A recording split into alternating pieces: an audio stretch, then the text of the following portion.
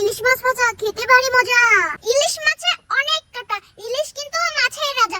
গ্রামীণ পরিবেশে হবে রান্না, সে রান্না করবে গিন্নি জামিয়া। বন্ধুরা, এবার ইলিশ মাছগুলো সুন্দর মতো পরিষ্কার করে নেব।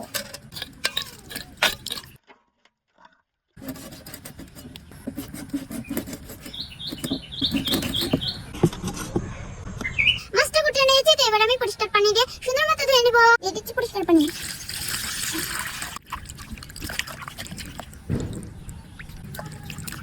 দিয়ে দিচ্ছি হলুদের গুঁড়া, স্বাদ মতো লবণ দিয়ে দিচ্ছি। আমি বন্ধুরা বাটা মরিচ দিচ্ছি। এবার সুন্দর মতো মাখিয়ে নিব।